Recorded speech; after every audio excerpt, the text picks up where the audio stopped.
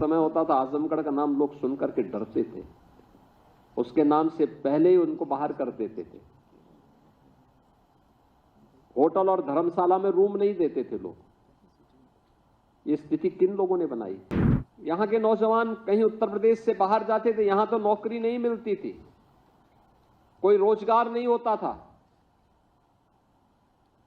लेकिन यहां का नौजवान जब उत्तर प्रदेश से बाहर जाता था तो बाहर जाकर के भी उसके सामने पहचान का संकट खड़ा होता था।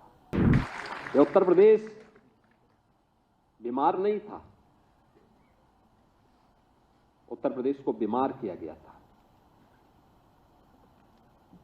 यह देश 1947 के बाद भी 1960 के दशक तक उत्तर प्रदेश देश का सबसे अग्रणी प्रदेशों में से गिना जाता था।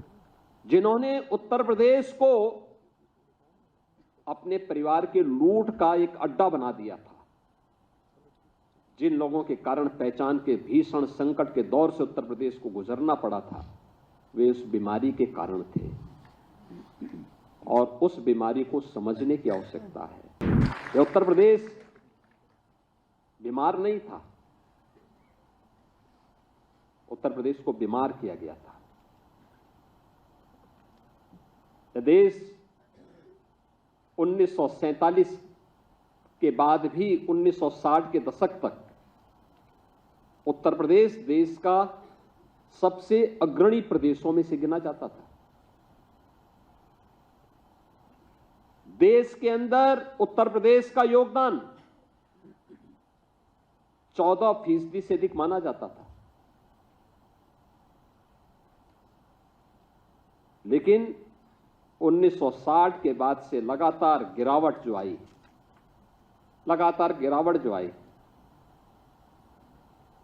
1990 के बाद लगातार इसमें और तीव्रता के साथ ये गिरावट आती गई और 2017 आते आते उत्तर प्रदेश का देश के विकास में योगदान 8% से भी कम हो गया था। हर शासन की योजना में उत्तर प्रदेश पीछे होता था। क्या खाद्यान्न उत्पादन में, क्या प्रदेश के अंदर इंफ्रास्ट्रक्चर में, क्या इन्वेस्टमेंट में, किसी भी फील्ड में उत्तर प्रदेश एकदम पिछड़ता गया। यहां के नौजवान कहीं उत्तर प्रदेश से बाहर जाते थे, यहां तो नौकरी नहीं मिलती थी, कोई रोजगार नहीं होता था। लेकिन यहां का नौजवान जब उत्तर प्रदेश से बाहर जाता था तो बाहर जाकर के भी उसके सामने पहचान का संकट खड़ा होता था। आज मैं देख रहा था आजमगढ़ का नौजवान भी जब यहां पे चयन हुए हैं, आजमगढ़ की बेटियां भी जब चयनित हुई हैं, मैं देख रहा था एक समय होता था आजमगढ़ का नाम लोग सुनकर के डरते थे, उसके नाम से पहले ही उनको बाहर कर देते थे। होटल और धर्मशाला में रूम नहीं देते थे लोग। ये स्थिति किन लोगों ने बनाई? इन लोगों ने बनाई जिन लोगों ने प्रदेश को दंगों की आग में झोंक करके प्रदेश के सामने पहचान का एक संकट खड़ा किया था, जिन्होंने उत्तर प्रदेश को अपने परिवार के लूट का एक अड्डा बना दिया था, जिन लोगों के कारण पहचान के भीषण संकट के दौर से उत्तर प्रदेश को गुजरना पड़ा था, वे उस बीमारी के कारण थे और उस बीमारी को समझने की आवश्यकता है। और ये आपका सौभाग्य है। याद रखना, कार्य कोई बड़ा नहीं होता, कोई छोटा नहीं होता।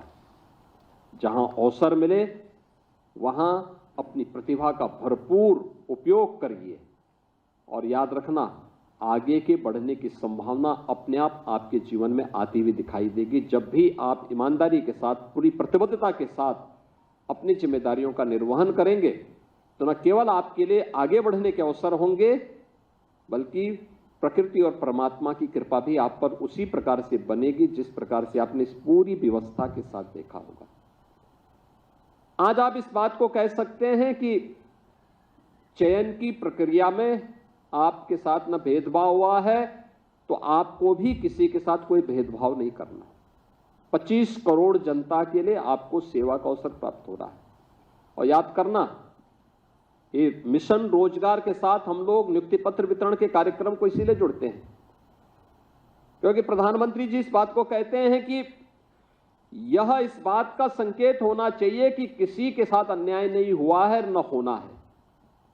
तो अगले व्यक्ति की भी गारंटी होनी चाहिए कि वह भी इस बात की गारंटी के साथ जुड़े कि कोई भेदभाव हम भी नहीं होने देंगे, न करेंगे। अगर यह जिम्मेदारी होगी तो हम न केवल अपनी सेवा के प्रति बल्कि अपने राष्ट्रीय कर्तव्यों का भी ईमानदारी पूर्वक निर्वहन कर रहे हैं। कोई अनुमान करता था उत्तर प्रदेश में बेटियों का चयन इतनी बड़ी मात्रा में एक साथ होगा, एक साथ वे चयनित होकर के शासन के व्यवस्था का हिस्सा बनेंगे। और आज ये केवल महिला और बाल विकास विभाग में नहीं, अब तो यह जीवन के प्रत्येक क्षेत्र में हो रहा है।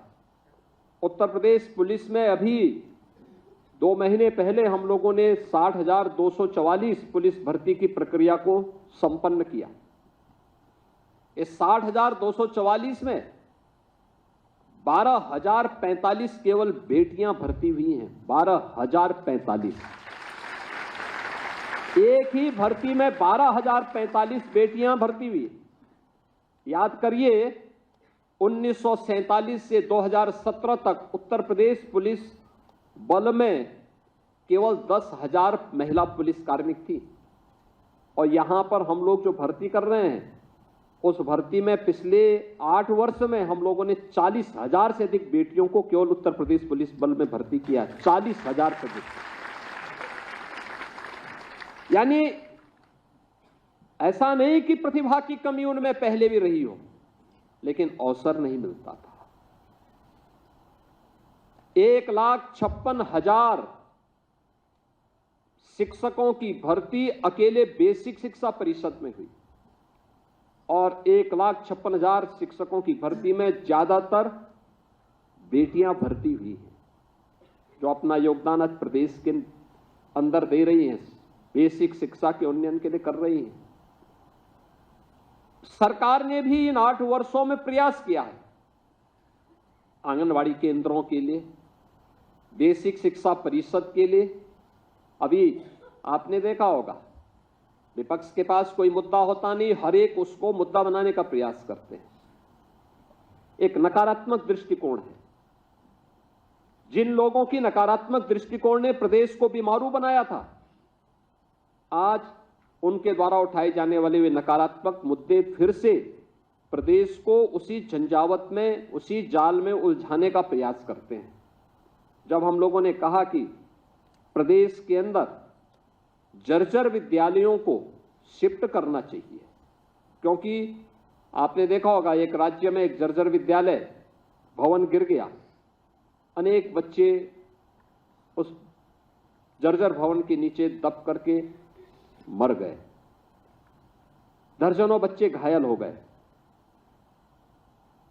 इस जनहानि, जो बच्चे चले गए, जो गंभीर रूप से घायल हो गए, क्या उनको कोई भरपाई कर पाएगा?